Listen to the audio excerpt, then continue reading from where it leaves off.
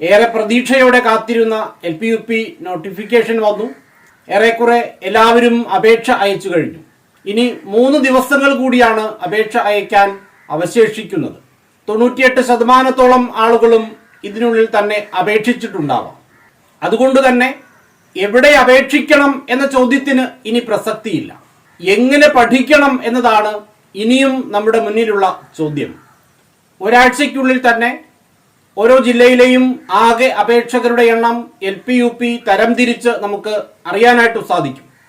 നമ്മളോടൊപ്പം മത്സരിക്കുന്ന ആളുകളുടെ എണ്ണം കൂടി മനസ്സിലാക്കി കഴിയുമ്പോൾ എത്ര തീക്ഷ്ണമായി പഠിക്കേണ്ടതായിട്ടുണ്ട് എന്നത് നമുക്ക് ബോധ്യമാവുകയും ചെയ്യും. ധാരാളം ആളുകൾ ഈ കഴിഞ്ഞ ദിവസങ്ങളിലൊക്കെ എന്നെ വിളിക്കുകയും മെസ്സേജ് അയക്കുകയും ചെയ്തിരുന്നു എവിടെ അപേക്ഷിക്കണം എന്നതുമായി ബന്ധപ്പെട്ട്. എന്നാൽ ഇനി അത്തരമൊരു ചോദ്യത്തിന് പ്രസക്തിയില്ല എന്നതുകൊണ്ട് തന്നെ എങ്ങനെ പഠിക്കണം എന്നതാണ് ഇനിയും നിങ്ങൾ ചിന്തിക്കേണ്ടത്.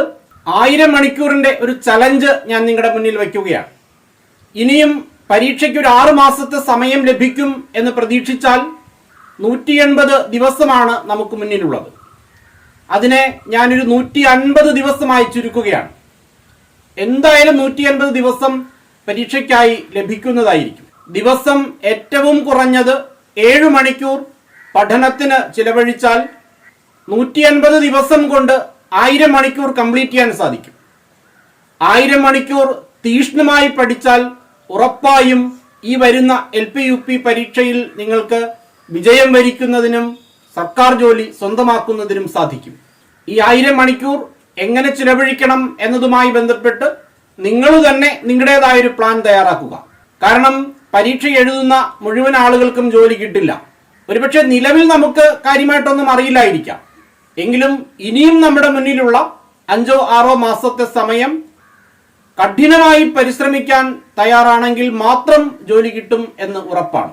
ഈ കഴിഞ്ഞ LPUP പരീക്ഷ എഴുതിയ ആളുകൾക്കറിയാം, ഒരുപക്ഷെ PSCയെ ഏറ്റവും അധികം ബുദ്ധിമുട്ടിപ്പിച്ച ഒരു കൂട്ടം ഉദ്യോഗാർത്ഥികളായിരുന്നു LPUP ഉദ്യോഗാർത്ഥികൾ. കാരണം നിവേദനങ്ങളും സമരങ്ങളും വിവരാവകാശങ്ങളുമായി LPUP ഉദ്യോഗാർത്ഥികൾ PSCയെ അതുപോലെ ബുദ്ധിമുട്ടിപ്പിച്ചു. എന്റെ അഭിപ്രായത്തിൽ അത്തരം പ്രാക്ടീസുകളിലേക്ക് പോകാതിരിക്കുന്നതാണ് നല്ലത്. നമുക്കറിയാം, സിവിൽ സർവീസ് പരീക്ഷ എഴുതുന്ന ഉദ്യോഗാർത്ഥികളിൽ 1% താഴെ ആളുകൾ മാത്രമാണ് വിജയിക്കുന്നത്. അങ്ങനെ വെച്ച് നോക്കുമ്പോൾ LPUP പരീക്ഷ എഴുതുന്ന ആളുകൾക്ക് 10 മുതൽ 15% വരെ ആളുകൾക്ക് ജോലി ലഭിക്കുന്നുണ്ട്. ആ 10-ൽ ഒരാളാകാൻ കഴിയുക എന്നതാണ് പ്രധാനം. സ്വാഭാവികമായും 10 പേര് തിരഞ്ഞെടുക്കപ്പെടുമ്പോൾ 90 പേര് ഒഴിവാക്കപ്പെടുകയാണ്. അത് ഒരു സ്വാഭാവിക നിയമം മാത്രമാണ്. അതുകൊണ്ട് ആ 90-ൽ ഒരാളാവാതിരിക്കുക എന്നതും 10-ൽ ഒരാളാവുക എന്നതും ഏറെ പ്രസക്തമായ പ്രധാനപ്പെട്ട കാര്യമാണ്.